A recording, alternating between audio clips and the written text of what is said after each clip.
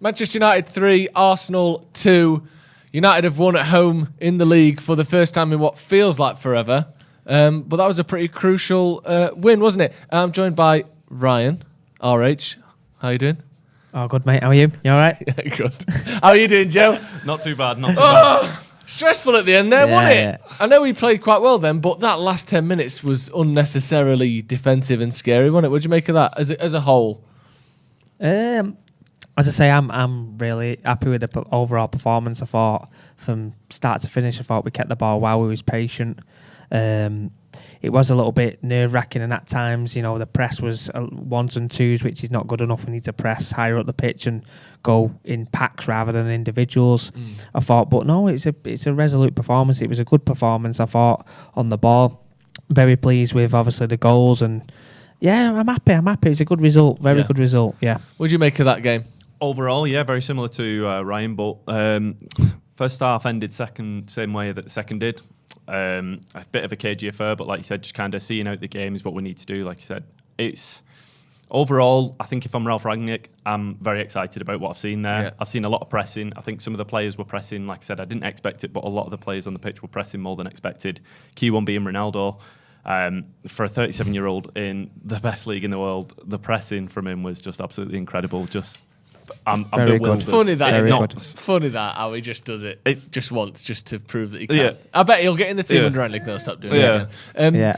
But massive win that. First time we beat Arsenal in ages. Yeah. And I think a deserved win as well. It was an interesting game that they got their goal, which was, whilst it was a deserved goal in the sort of mechanical sense, they were fortunate that happened the way it did. Like the fact that the goalkeeper's laid on the floor, injured by Fred, the ball happens to fall to Smith Rowe, just puts it in the back of the net. It was a goal. We all thought it was a goal, but they were quite lucky with that win. I've never seen a goal like that before. I mean, if the chance comes to you, you take it. Like I said, I think it got palmed out and then El Nene headed it down. And then, like you said, luckily positioning, like the ref wasn't far off from standing in the way for it. But like I said, lovely striking. You've got to hit it in until the whistle blows. And to be honest, it's a fair goal. It's deserved. But at the same time, just a bit of a shame how it came about. Yeah, what did you make of that? Mad, wasn't it? Yeah, it was I've never seen that before, lads. Like the two Joes. Never seen that before, the two Joes. No, I haven't. But listen, if it's their player standing on De Gea's ankle, then obviously it's a foul. But from the fact that Fred stood on it, Can we talk about Fred? We'll get to the rest of the goals in a minute. Let's talk a bit about Fred. First half, can we all agree? Absolute stinker. Yeah, on the ball, wasteful, and listen, it's a given every time he gives 110%. It's a given that his pressing's there.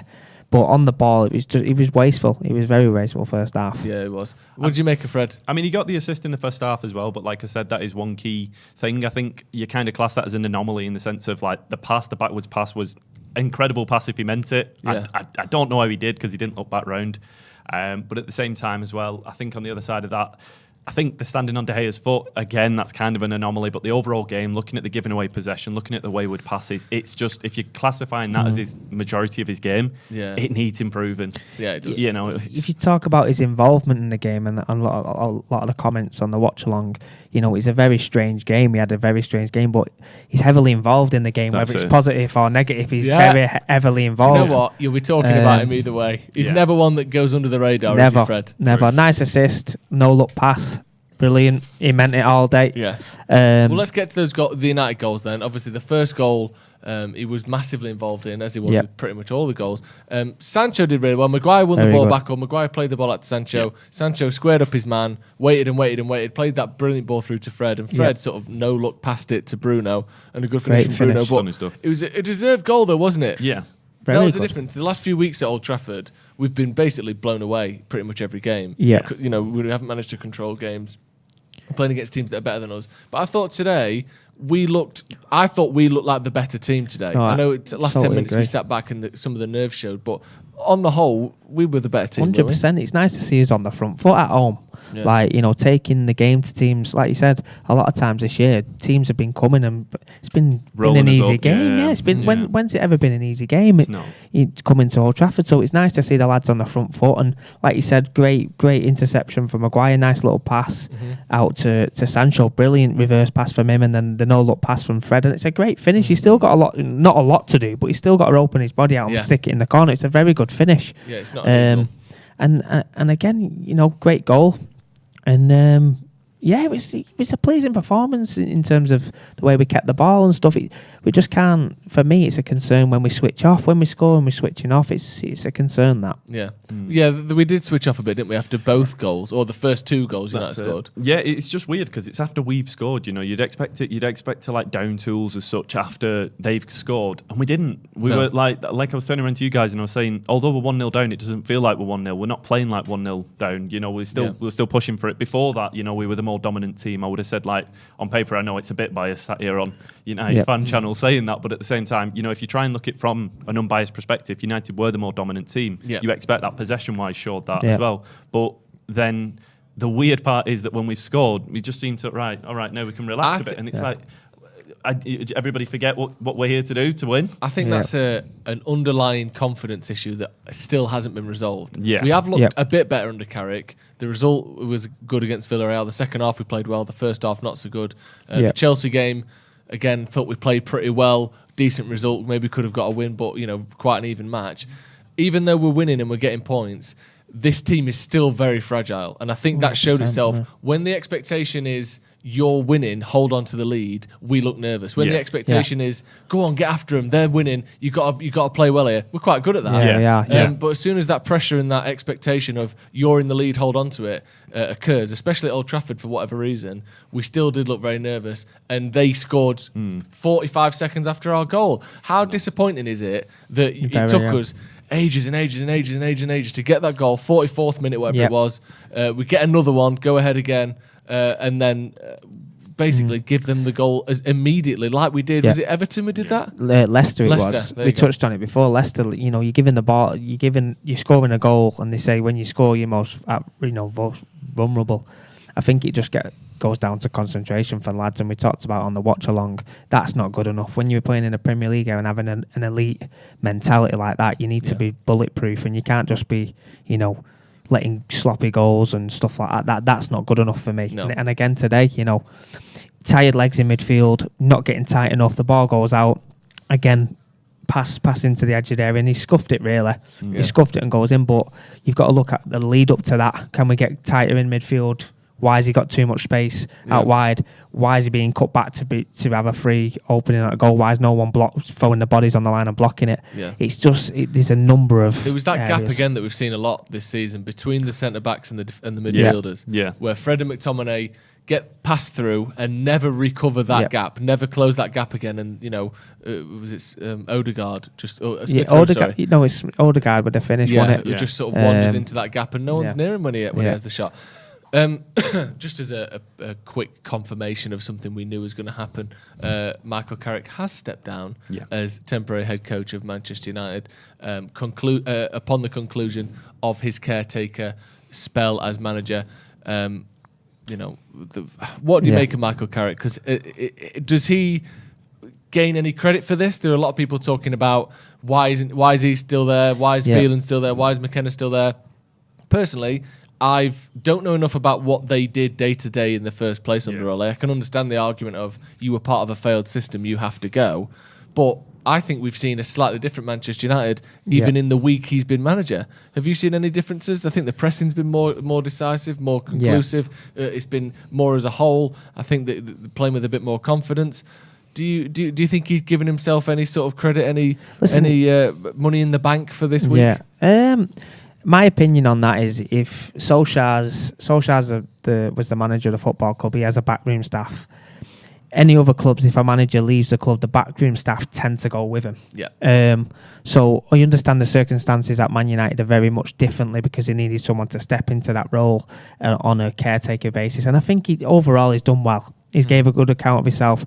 But for me, I thought maybe now he might go and he might leave the club and he won't be part of Rangnick's management team or whatever. And I think it sounds awful. That's a correct decision in my eyes because Rangnick will bring his staff in who he wants to bring in, and at the end of the day, Carrick was part of all his. So. I'm not sure. First team coach and leave Manchester United. Yeah, that is interesting, isn't it? Are you surprised by that? If I'm being honest, I don't even really read into it as well. Like I said, I think these 3 games, I think you can't even read into him too much, because when a new manager comes in, one of the main things that you hear pundits say, ex-players and everything, they'll sit down and say, oh, it's going to take a while for him to implement his style and his system. For anybody to sit there and wholeheartedly believe that Carrick's imprinted a system in within 3 games, within 1 game, is bewildering. But you're surprised he's left the club entirely, because that's what we're seeing there, and it's interesting that the rumour was before this game he would carry on under Rangnick. Rangnick might bring one guy in. But Carrick has stepped down from the club entirely. Sorry, I didn't quite understand what I was reading there for a second. Sorry. I think in a way, he's right to do so, in terms of, because he was part of all his backroom staff. So again, at other clubs, if a management leaves, like we see Mourinho, he leaves, backroom staff leads. Rangnick will have his own management team that he's had for every club that he's been at, and he trusts and he's worked with for years.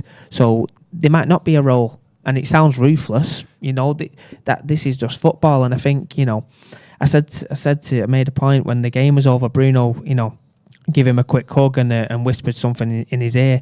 Did the lads know that it was his last? Well, it's an interesting point, that, because 10 minutes ago on Manchester United's official website, there was a post saying Carrick to step down as first team coach. Michael Carrick has decided to step down as first team coach and leave the club following the conclusion of his spell as caretaker manager. John Murtaugh, football director, said Michael leaves with the sincerest thanks and best wishes of everyone at Manchester United after 15 years of exceptional service to the club as a player and a coach. While we are sad to see him go, we respect and understand Michael's decision. He will always be known as one of the finest midfielders in the history of Manchester United, and more recently as an excellent coach who has worked tirelessly under 2 managers to develop the squad, which Ralph will now take charge of. We are grateful for the steady leadership Michael has shown through this period of managerial transition, and while he is now stepping away from day-to-day involvement, he will always be welcome back as a legend of the club. Michael Carrick said, my time at this great club will always rank as the best years of my career. You think so?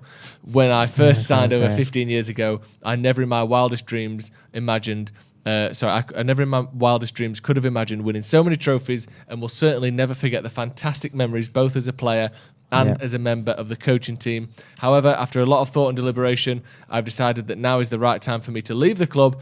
I want to place on record my thanks to all of the players, and a special mention goes to the backroom staff. Working long hours with such a great group of people has been a real pleasure, and I've made some long-lasting friendships. I am and will always be a Manchester United fan, and will come to as many matches as possible. I would like to wish Ralph, the staff, the players and the fans all the best for the future, and I look forward to being in the stands and supporting the boys as a fan.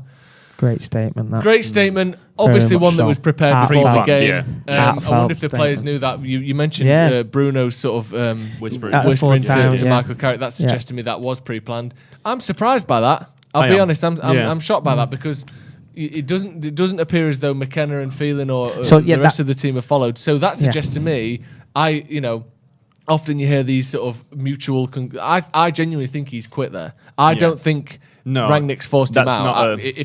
Unless it's a proactive move, unless rather we than found out, that Phelan and the rest of the team have gone as well. But if that's the case and it's just him going, I think he's decided that's time's enough. I think that goes. What I was going to go on to my next point is it's an interesting to see what they do with Phelan and McKenna now, whether they stay on, because and fair play to Carrick, because at the end of the day he's been very. Although it's not been an instant, he's been very loyal to Solskjaer in a way as well, because I know he stepped on and he's done a great job. 2 wins, 1 draw, and we thank him for that. But his loyalties at the end of the day are with Solskjaer, and he's decided to step on. So at the end of the day, the new manager can come in and have a fresh ideas, fresh print on the side, everything's a clean slate. 66% win rate as well, not bad. The highest in Man United's I'm history. not surprised about that though. I'm not surprised. I am surprised. I didn't think that would happen. Yeah, I didn't think that would happen. I can see, I can understand it. It doesn't. The idea doesn't shock me, but the actual fact that that's happened. Has Chelsea and Arsenal as well. Like I said, those 2 fixtures. Like I said, I wasn't hopeful myself. So to be honest, great results from him as well. Like you said, it does sound pre-planned. I can imagine in a way. Like I said, I know that Ralph Rangnick's coming in as an interim manager. You don't know whether a proposition has been put forward and said to the guys, the other staff, because I know that Ralph is bringing in some of his, staff and coaching staff from other from previous ridiculous. You don't know whether they've turned around and said, right, within 6 months, we're going to have a manager that's a full-term manager. Ralph's going to take the back seat and stuff. So we're giving you basically the 6 months to let you know, like, as a bedding in period for a new manager's going to come in, and we are going to go ahead with their full staff force. So basically kind of laid it out to say 6 months, help Ralph bed in if you want, but then you're more than welcome to like venture into your own kind of thing. That's what I can see him going on. I can see him managing and coaching in the Championship. I can see him doing quite well and stuff, like I said. It's whether he wants to take that move. I know that earlier on in the week, like I said, I was reading an article and stuff, reading about him saying that he has really enjoyed that step up to management. He didn't expect to and stuff, so I can imagine him going on and wanting to coach maybe at a lower level and work up as well. And I can imagine it being something you get a taste for. Managing top flight games like that. AAA with a super chat. Carrick deserves credit. He got the staff and stick upon Ollie's sacking, somewhat deserved, but he's done what he personally is capable of. He held down the fort well. He did hold the fort down well at a time when it, we were pretty desperate for it, because that Villarreal game was a huge game. If we'd have lost that, we would have been in an absolute nightmare situation in that last game, and winning that game with a clean sheet, winning today. Funnily enough, Ole Gunnar Solskjaer couldn't beat Arsenal in the league in 3 years. Carrick does it in 3 games. I think we should thank Carrick and have full admiration for him both as a player. He was a fantastic player, and he's, as I say, he's been at the club as a coach, and he's stepped up to the plate as a manager. So fair play to him. He's done the job, and he's made that decision, and I'm sure it was totally his decision. And I'm sure in a way he's been around the game a long time, so I'm sure he would want Ralph to have the best opportunity with the players rather than having. And again, the loyalty as well to Ollie. It sounds to me like they're really good friends. Ollie, was tearing up when he was speaking about Carrick, and I think the feeling's very much mutual, and I'm sure that has a big part in his decision as well. And he said it's 100% my decision, which, like I said before, I completely agree with that. Normally it's like, oh really, is it mutual? But I genuinely think this is his decision. 100% my decision. Made it over the last week, really. I was conscious that I wanted to respect the club and the new manager. I thought it was the right thing to do for the club and for Ralph. Very good of Michael Carrick. Not just for stepping down, but stepping up when he needed to, and when the club needed an interim manager. He did that. Got some very good results as well, and he can leave with his head held high, I think. Definitely. Nismo Chopped, welcome to the Academy. Naresh Mulkunte, welcome to the Academy as well. We've got a few super chats. Let's just go through some of these. Christopher Hawkins, time will tell as this plays out in the press, but that could be the biggest mic drop in the history of United. Smack up a historic rival and leave. Legend, what a way to go out, eh? Especially if you already knew. He could have lost 4-0 and quit, but he's done very well there. Unreal. Alex Lilly, hey mate, is Sancho a guy to build the team around? Personally, I feel he's played outstandingly tonight, and perhaps has been overlooked for his work rate lately. I think he's maybe not build the team around him, but he's very much part of this first team now, isn't he? He's been excellent recently. Another good performance today. 2 crucial passes, both to Fred, funnily enough. One for the first goal, one that led to the penalty. Tackle, He's making that right wing spot his own now, isn't he? Definitely, and I think when you make the investment that you've made for Sancho, I think it's right that you try and build around him. Obviously, he can't be dismissed because you brought him in for relatively, big money. I think over the past 3 games, I think he's been brilliant, to be honest. I think he's really put his stamp on it, and tonight, like the comment just said then, it's a very good point. He has worked his socks off as well, pressing their full-back and getting around it. But that quality, I think he's got a lot more confidence now. I can see him letting the shackles off. He's getting at his man. Definitely. He's not just getting in areas, turning back, playing to the full-back. He's expressing himself with his tricks. And like you said, he's been heavily involved within the goals tonight. And I hope this continues, because he's an exciting player. Like you said, Joe, I've been watching him, and, at the end of the day, it's just a start for Jadon Sancho. Yeah, it is. That pressing system, sorry, just a quick one before we move on, sorry, Joe. That pressing system and stuff, how he was playing at Dortmund and stuff, I can only see him just developing that further, and I really, really do look forward to seeing that development come on in these coming months under Ralph Rangnick, because, like I said, it's that German football that they call him the godfather of German football, don't they, Ralph Rangnick? And he played under it. Out of all of our players on the pitch, he probably knows it better than anybody that we have in that current squad. So possibly, we can really see him come on leaps and bounds, and I look forward to it. Yeah. Surish Atavale says, feels good to win. Dallo, Lindelof and Bruno were fantastic. Sancho and Rashford combo is too good. And of course, Ronaldo is the go. I want to talk about Ronaldo in just a second. Big Dosser, that's why we brought him back, Carragher. He wins games much better today. Teller's quality. Referring there to Cristiano Ronaldo, who scored 2 goals today. Again, wasn't in the game all that much, but good pressing performance from him. Which surprised a few of us, I think. But again, it's 2 crucial goals. And I think the stat continues. Every single goal he scored for Man United this season, we've either been losing or drawing at the time. He's not getting goals, cruising ahead, scoring goals. Everything is to put United in the lead or to get United back in the game. And 2 more goals today, won us the game. 801 career goals for him now. Brilliant. He was good today, wasn't he, Ronaldo? Brilliant. Like you said, when you need moments, big game players step up, and that's what Ronaldo is. He's a big game player. Yeah. He's arguably one of the best players that ever played the game. I think he's pressing tonight, like we touched on, like for 37 years of age, and for someone who's been knocked and doubted about his work rate, I think he just shut everyone up tonight because I think he put a right shift in. It'd be interesting to see how his distances, how much he's covered, and again the goals in crucial times. Very, very good. I was surprised. To be honest, I was surprised when he took the penalty. Yeah, that was a bit of an interesting point, wasn't it? But again, didn't let it affect him. Smashed it down the middle. Sue in the corner. That was one ear as well. One ear, we unbelievable. Did a full one for that second goal. Unbelievable. So listen, he deserves a lot of credit. And for someone with massive headlines about him being left out, this and that, he just shoves 2 fingers up at the doubters again. Yeah, what do you think, Ronaldo? I made the early call when he scored 2 to say he was my man of the match. I predicted it, guys. What can I say? Good stuff. I just, like I said, the main standout thing, I know the goals and stuff, one's a penalty and stuff and his other goal as well, but I mean, the main thing for me is 37 years old. Ryan said it, I've said it, it's the thing. To press how he did, that is the one thing that I've been reading through. People have been calling out, Ronaldo won't adapt to this play style. You're going to see the demise of him and stuff. He's too old and stuff. It's about, players that are young and developing, and that's what Ralph Rangnick's always said.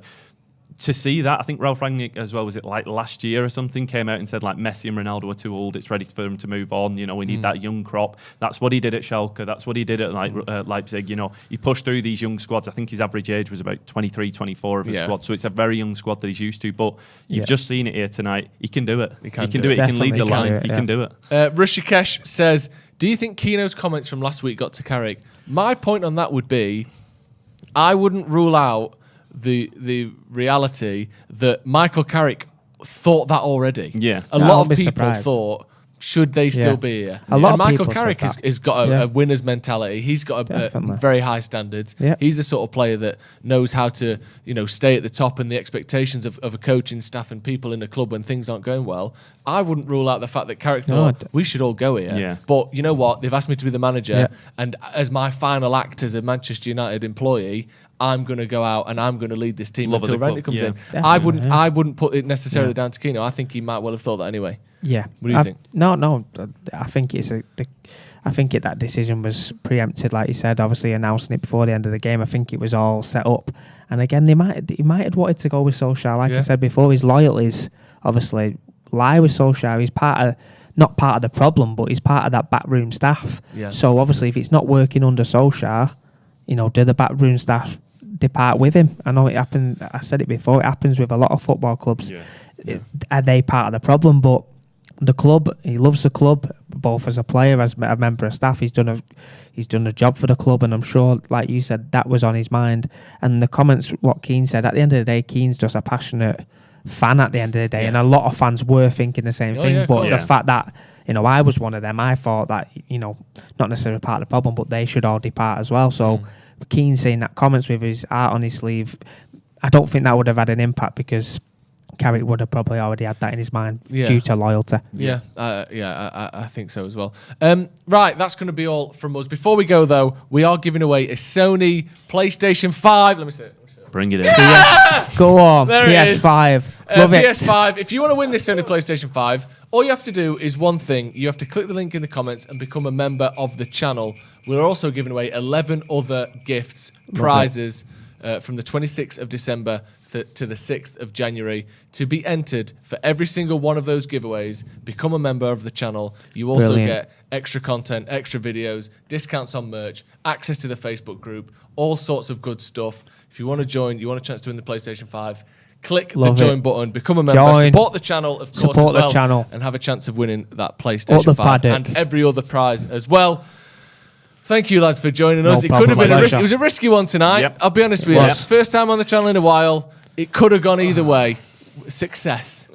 And finally, United win a game at home at Old Trafford. Finally, Manchester United beat Arsenal, closing that gap to the top 4, which is crucial and a good springboard for Ralph Rangnick to start from as well.